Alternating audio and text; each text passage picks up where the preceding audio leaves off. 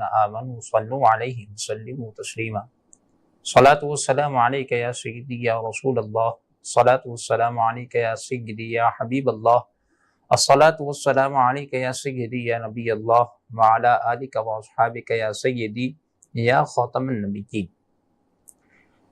Name T V کے channel پر ہم ایک مرتبہ پھر حاضر ہیں سیرت انبیاء علیہم الصلاۃ والسلام کے عنوان کے ساتھ۔ ہم جناب سیدنا ابراہیم علی نبینا وعلیہ الصلاۃ والسلام کی سیرت کے حوالے سے سماعت کر رہے تھے۔ پچھلے نشست میں ایپیسوڈ میں ہم نے حضرت ابراہیم کے نسب کے حوالے سے، آپ کے والد کے حوالے سے، آپ کے چچا کے حوالے سے اور آپ کی تبلیغ دین کے حوالے سے چند چیزوں کو سماعت کیا۔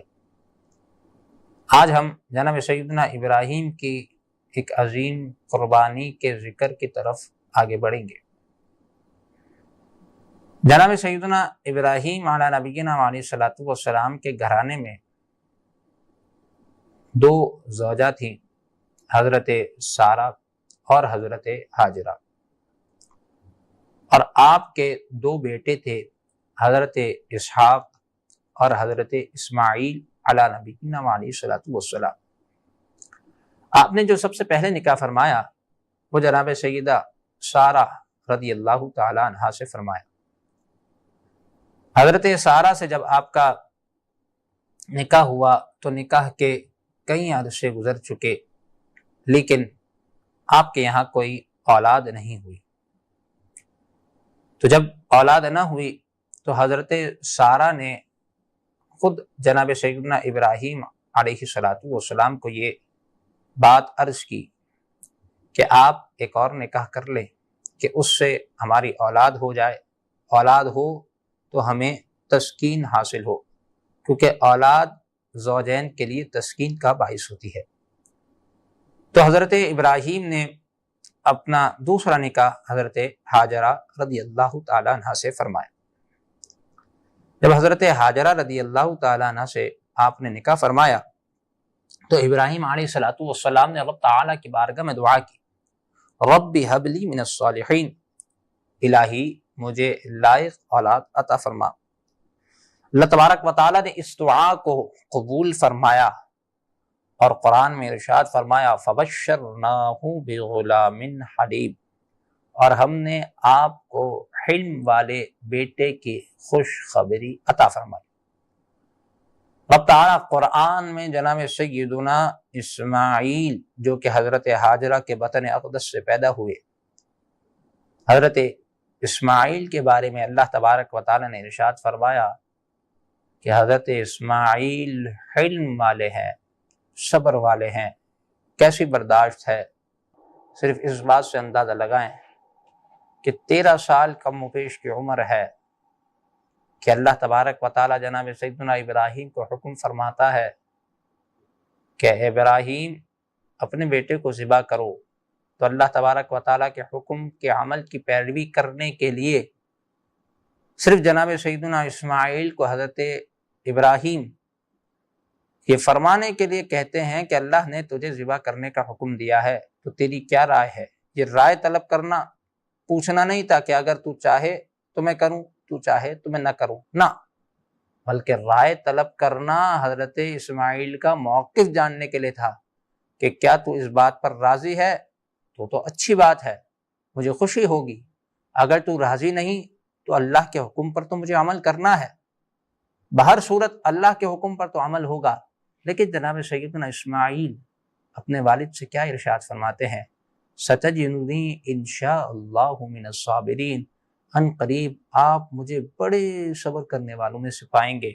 13 سال کی عمر ہے، جناب سیدنا اسماعیل کو یہ بات بتائی جا رہی ہے کہ اللہ ذبح کرنے کا حکم فرما رہا ہے، میں تجھے ذبح کروں گا، اور اس پر جناب سیدنا اسماعیل یہ کہتے ہیں کہ آپ مجھے صابرین میں سے پائیں گے۔ تو حلم کا عالم 13 سال کی عمر میں یہ ہے، تو پھر جب آپ کی عمر اور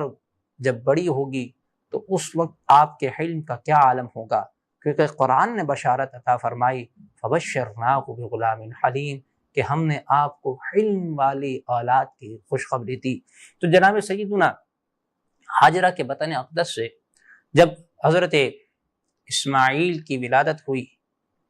تو حضرت اسماعیل کی ولادت ہونے کے بعد اللہ تبارک و تعالی نے حضرت سارہ کو بھی اولاد کی دولت سے مالا مال فرمایا۔ حضرت ہاجرہ کو جب اولاد ہوئی تو اولاد ہونے کے بعد چونکہ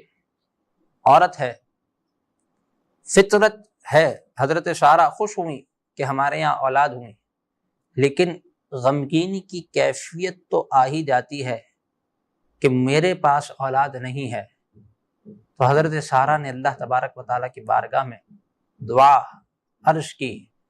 تو اللہ تبارک و تعالیٰ نے جناب سیدنا سارہ کو بھی اولاد کی نعمت سے مالا مال فرمایا۔ پھر ارشاد ہوا فَبَشَّرْنَاهَا بِإِسْحَاقَ وَمِن وَرَاءِ إِسْحَاقَ يَعْقُوبَ، تو ہم نے اسے یعنی حضرت سارہ کو اسحاق کی خوشخبری دی اور اسحاق کے پیچھے یعقوب علی نبینا علیہ الصلوۃ والسلام کی خوشخبری دی۔ اب یہ دیکھیے کہ اللہ تبارک و تعالیٰ قرآن مجید فرقان حمید میں ارشاد فرما رہا ہے کہ ہم نے اسحاق کی خوشخبری دی، پھر اسحاق کے بعد جناب سیدنا یعقوب علی نبینا علیہ الصلوۃ والسلام کا بھی ارشاد فرمایا۔ تو مفسرین محققین نے اس بات کو ارشاد فرمایا، اس آیت کے تحت لکھا کہ جہاں حضرت سارہ کو جب حضرت اسحاق علی نبینا علیہ الصلوۃ والسلام کے حوالے سے اللہ تبارک و تعالیٰ نے خوشخبری عطا فرمائی تو حضرت یعقوب کی بھی اس لیے عطا فرمائی کہ جب حضرت یعقوب کی ولادت ہوگی تو حضرت سارہ بھی حیات ہوں گی اور جناب سیدنا ابراہیم بھی حیات ہوں گے۔ تو جب سیدنا ابراہیم کی ولادت جب سیدنا یعقوب کی ولادت ہوئی تو حضرت ابراہیم اور حضرت سارہ دونوں حیات تھے اس دنیا میں، دنیا کی زندگی انہیں میسر تھی، اللہ تبارک و تعالیٰ نے لمبی عمر انہیں عطا فرمائی۔ تو اس چیز کی طرف بھی اشارہ ہے کہ آپ اپنے اس دنیا میں رہتے ہوئے بھی اپنے پوتے کو یعنی جناب سیدنا یعقوب کو دیکھ لیں گے۔ تو حضرت اسحاق کی خوشخبری دی، پھر حضرت ابراہیم کی خوشخبری دی۔ چونکہ جناب سیدنا یعقوب علی نبینا ابراہیم علی نبینا علیہ الصلوۃ والسلام کو حضرت ہاجرہ سے پہلے اولاد ہوئی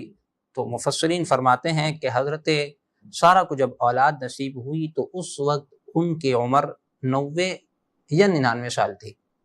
اور جناب سیدنا ابراہیم کی اس وقت عمر 120 سال تھی،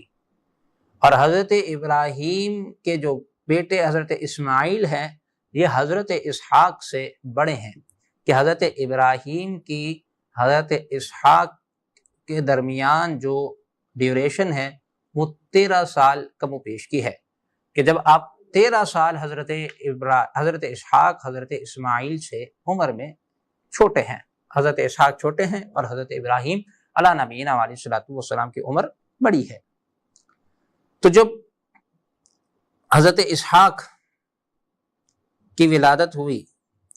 پھر حضرت اسحاق کے بعد اللہ تبارک و تعالیٰ نے جناب سیدنا یعقوب کے حوالے سے ارشاد فرمایا وَوَهَبْنَا لَهُ إِسْحَاقَ وَيَعْقُوبَ وَكُلًّا جَعَلْنَا نَبِيًّا، اور ہم نے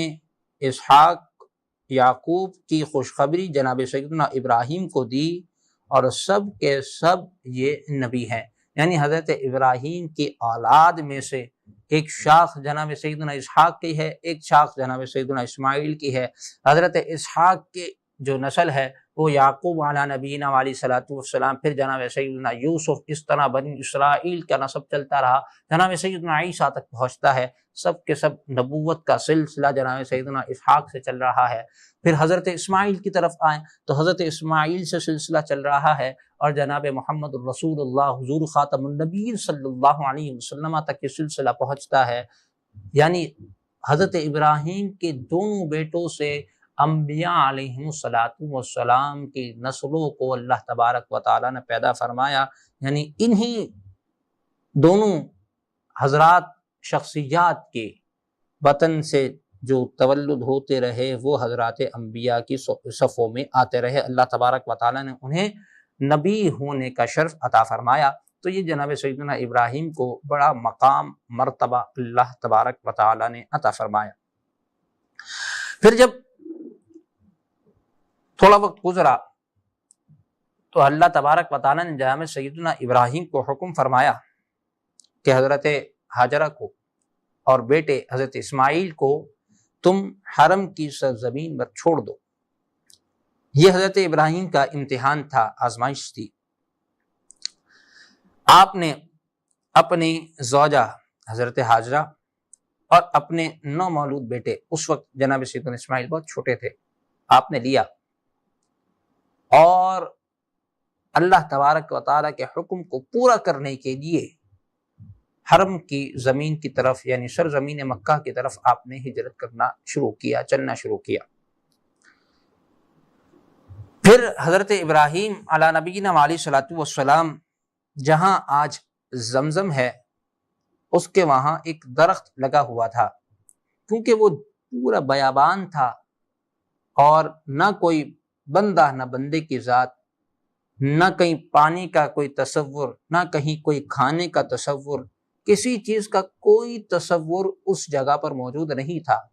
لیکن اللہ تبارک و تعالیٰ کا حکم تھا۔ حضرت ابراہیم نے درخت دیکھا، درخت کے سائے میں کچھ پانی مشکیزے میں تھا اور کچھ چیزیں کھجور وغیرہ، آپ نے حضرت ہاجرہ کو دی اور دینے کے بعد وہاں پر جب دوبارہ لوٹنے لگے تو جناب سیدنا ہاجرہ حضرت ابراہیم کے پیچھے پیچھے دوڑتی ہیں اور عرض کرتی ہیں آپ ہمیں یہاں اس بیابان میں کیوں چھوڑ کر جا رہے ہیں؟ حضرت ابراہیم کوئی جواب نہیں دیتے۔ اسی طرح تقریباً 2 سے 3 دفعہ آپ نے پوچھا تو پھر حضرت ہاجرہ خود عرض گزار ہوئی، کیا یہ میرے رب کا حکم ہے کہ آپ ہمیں یہاں چھوڑیں؟ تو جیسے ہی جناب سیدنا ہاجرہ نے یہ بات عرض کی تو حضرت ابراہیم علی نبینا علیہ الصلوۃ والسلام نے ارشاد فرمایا، ہاں یہ میرے رب کا حکم ہے۔ جیسے ہی آپ نے یہ سنا حضرت ہاجرہ نے کہ یہ میرے رب کا حکم ہے تو پھر حضرت ہاجرہ نے فرمایا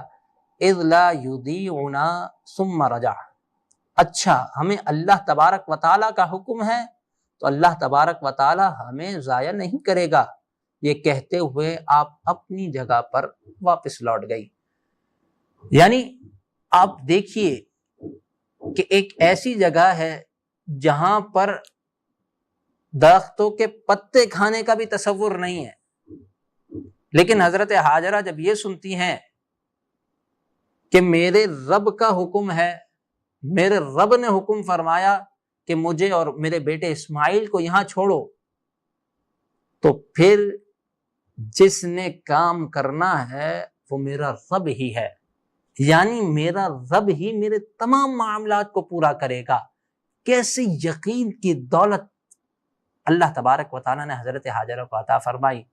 ہم تو ہمارے پاس ساری سہولات موجود ہوتی ہیں، ساری چیزیں موجود ہیں، لیکن ہم کہتے ہیں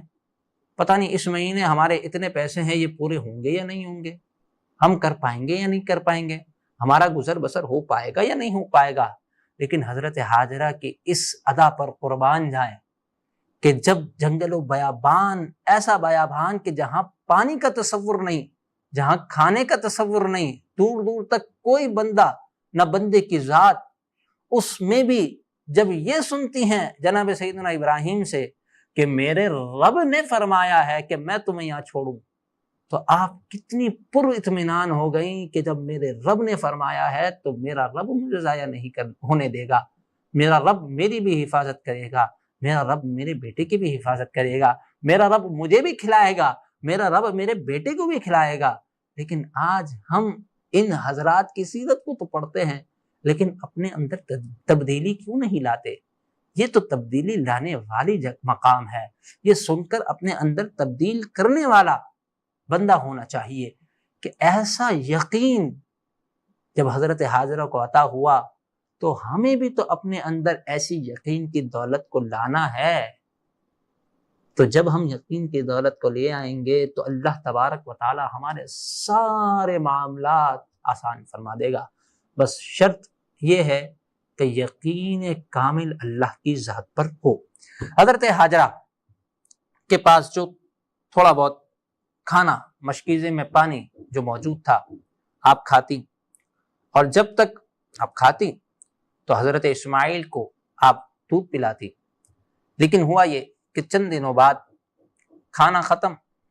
مشکیزے میں پانی ختم، تو پھر دودھ بھی جناب سیدنا اسماعیل کو حضرت حاجرہ نہ پلا سکے۔ اب کیفیت دیکھتے ہیں کہ حضرت اسماعیل کی کیفیت بڑی سخت ہے، تو آپ آگے پیچھے دوڑنا شروع کرتی ہیں۔ دوڑنا شروع کرتی ہیں تو دیکھتی ہیں دو پہاڑ ہے جسے آج ہم صفا اور مروہ کے نام سے جانتے ہیں۔ جناب سیدنا حاجرہ صفا پر چڑھتی ہیں، ایسی مشکل گھاٹی ہے، آج تو ہم جب مکہ مکرمہ کے سفر پر جائیں تو بڑی آسانی سے ہم صفا پر بھی چڑھ جاتے ہیں، مروہ بھی چڑھ جاتے ہیں، اور اپنے جو عمرے کا جو ادائیگی ہے اس کو ادا کر لیتے ہیں، حج کی جو ادائیگی ادا کر لیتے ہیں۔ لیکن اس وقت ایسی خردلیدی پہاڑ تھا یہ، اس میں حضرت حاجرہ چڑھتی ہیں، کبھی صفا پر چڑھتی ہیں، صفا سے اتر کے صفا پر دیکھتی ہیں کہ کوئی آس پاس کوئی نشان دکھ جائے کہ جہاں سے میں پانی لے کر آ جاؤں، جہاں سے میں کچھ کھانا لے کر آ جاؤں تو میں خود بھی کھا لوں، تاکہ میرا بیٹا جناب سیدنا اسماعیل اس کی بھی پیاس بجھ جائے۔ دیکھتے ہیں کوئی آثار نظر نہیں آتے، پھر آپ صفا سے اترتی ہیں، صفا سے اترتی ہیں تو بچہ سامنے سے اوجھل ہو جاتا ہے، تو آپ اس تھوڑی زمین جو آپ کو ہموار دکھتی ہے آپ اس پر دوڑتی ہیں، اس پر دوڑنے کے بعد پھر مروہ کی پہاڑی پر چڑھتی ہیں۔ مروہ کی پہاڑی پر چڑھنے کے بعد آپ اوپر دیکھتی ہیں، تب بھی آپ کو کچھ سامان نظر نہیں آتا، کوئی نہ بندہ نہ بندے کی ذات ہے۔ پھر آپ اترتی ہیں، پھر ہموار جگہ میں دوڑتی ہیں کہ میرا اسماعیل میری نظر سے اوجھل نہ ہو۔ یہ ماں کا پیار ہے۔ آج بھی والدین ہم سے ایسی ہی محبت کرتے ہیں، لیکن اولاد کو چاہیے کہ وہ والدین کی قدر کریں۔ تو پھر جب جناب سیدنا حاجرہ رضی اللہ تعالیٰ عنہ بار بار صفا سے مروہ، مروہ سے صفا، یہ ایسی ادا رب کو پسند آئی کہ رب نے اپنے امت پر یعنی امت محمدیہ پر لازم کر دیا کہ میری برگزیدہ بندی کا یہ فعل مجھے ایسا پسند آیا کہ جب تم میرے گھر کی زیارت کے لیے آؤ، عمرہ کرنے کی سعادت حاصل ہو تمہیں یا حج کرنے کی سعادت حاصل ہو تمہیں، تو اس وقت تم اس جگہ پر یعنی صفا اور مروہ پر تم کیا کرو، سعی کرو، تاکہ میری اس بندی کی ادا جو مجھے پسند آئی وہ بھی تمہیں یاد رہے، اس کو بھی تم ذہن میں رکھو۔ اللہ تبارک و تعالیٰ جب کسی کو آزماتا ہے اور آزمائش پہ جب وہ پورا اتر جاتا ہے تو رب تعالیٰ اس کا جو ذکر ہے، اس کی جو ادا ہے، اس کو بھی لوگوں تک عام کر دیتا ہے۔ قرآن میں ارشاد ہوتا ہے فَاذْكُرُونِی أَذْكُرْكُمْ، تم میرا ذکر کرو میں تمہارا چرچا کروں گا۔ تو ان نفوس قدسیہ نے اللہ تبارک و تعالیٰ کے امتحان میں کامیابی حاصل کی۔ اذکرکم، اللہ تبارک و تعالیٰ نے ان کا ایسا چرچا کر دیا کہ ہر مسلمان جب بھی حرم میں جاتا ہے تو حضرت حاجرہ کی اس ادا کو اپناتا ہے۔ پھر حضرت اسماعیل علی نبینا علیہ الصلوۃ والسلام اپنی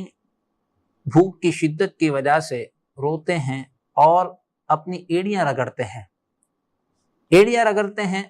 تو اس سے چشمہ جاری ہو جاتا ہے۔ وہ چشمہ حضرت حاجرہ کو دکھتا ہے تو حضرت حاجرہ اسماعیل علی نبینا علیہ الصلوۃ والسلام کے پاس تشریف فرما ہوتی ہیں۔ ایک اور روایت میں ہے کہ ایک فرشتے کو رب بھیجتا ہے اور فرشتہ حضرت اسماعیل کی ایڑی کے پاس مارتا ہے، تو حضرت اسماعیل کی ایڑی کے پاس جب وہ مارتا ہے تو پھر حضرت اسماعیل کے وہاں سے چشمہ جاری ہو جاتا ہے۔ حضرت حاجرہ جو فرشتے والی روایت ہے وہ دیکھ کر پریشان ہو جاتی ہیں، یہ کون آ گیا؟ تو حضرت حاجرہ سے وہ فرشتہ عرض کرتا ہے کہ میں اللہ تبارک و تعالیٰ کی طرف سے بھیجا گیا ہوں، آپ پریشان نہ ہوں۔ تو جب یہ بات حضرت حاجرہ سنتی ہیں تو آپ کو اطمینان ہو جاتی ہے۔ جناب سیدنا اسماعیل کے پاؤں سے لگ کر اللہ تبارک و تعالیٰ نے ایسے پانی کو جاری فرما دیا کہ جب بھی کوئی شخص اس پانی کو پیتا ہے تو اللہ تبارک و تعالیٰ فرماتا ہے کہ اس زمزم میں شفا ہے۔ اور پانی اتنا کثیر تعداد میں نکلا اتنی کثرت سے نکلا کہ حضرت حاجرہ نے فرمایا زم زم رک جا۔ مفسرین فرماتے ہیں کہ حضرت حاجرہ اگر یہ نہ فرماتی کہ زم زم رک جا تو وہ چشمہ اتنا جاری رہتا کہ پوری دنیا کو لپیٹ میں لے لیتا، لیکن حضرت حاجرہ نے ایک بند باندھا کہ ادھر پانی اسٹاک ہو جائے اور پھر فرمایا زم زم رک جا، تو وہ پانی رک گیا۔ یہ زمزم کا کنواں آج بھی مسلمانوں کو سیراب کر رہا ہے اور تا قیام قیامت یہ سیراب کرتا رہے گا، اور یہ صدقہ ہے حضرت اسماعیل کی اس ایڑی کا جس کی وجہ سے اس میں برکت بھی ہے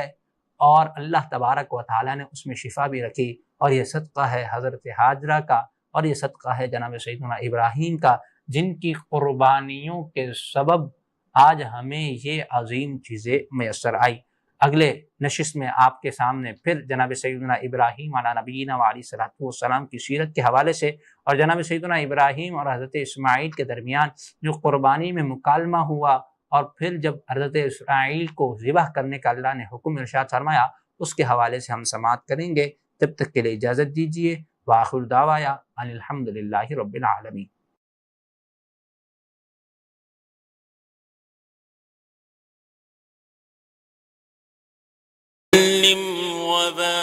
دیکھتے رہیے ہمارے ساتھ